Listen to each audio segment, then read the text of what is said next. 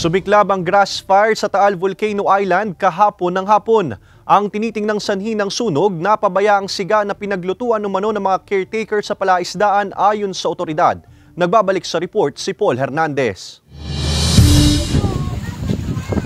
Kita sa cellphone video ang maitim na usok na yan sa paan ng bahagi ng Bulkang Taal. Nangyari ang grass fire sa bahagi ng Pulang Bato, sakop ng San Nicolas, Batangas, bandang alas 5 ng hapon kahapon. Inabot pa ng gabi ang sunog kung saan tanaw ang naglalagablab na apoy sa mataas na kahoy, Batangas. Kusa na raw nawala ang apoy mag-aalas 12 ng hating gabi kagabi. Hindi na raw nakagapang pa ang apoy dahil wala na raw tuyong damo na maaring masunog sa lugar. Ang palikod naman ng mga grass na tumubo ay buhangin na. Kaya hindi na talaga yun magano. Baka wala nang puntahan ang apoy. Kasama ng Bureau of Fire Protection o BFP San Nicolas, ang PCG, MDRRMO, PDRRMO at PNP na pumunta sa pinangyarihan ng sunog. Tumambad sa kanila ang sunog ng mga damo. Sa paunang investigasyon, napabaya ang pinaglutuan ng mga caretaker sa palaisdaan ng pinagmula ng apoy. Nasa 2 hanggang 3 ektarya ang lawak ng grass fire. Once na sila makatapos ng pagpapakain ng isda,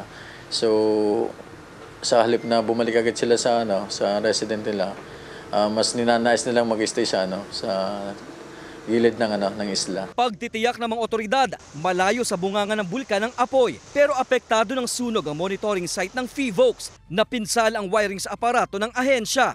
Kung magpapakain yung may oras na lang sila ng pag-stay doon sa may isla. Hindi na overnight. Hindi na overnight. Paiigtingin pa raw ng mga otoridad ang pagbabantay sa Taal Volcano Island. Kasama si Buhay Adante Jr., Paul Hernandez, Balitang Southern Tagalog.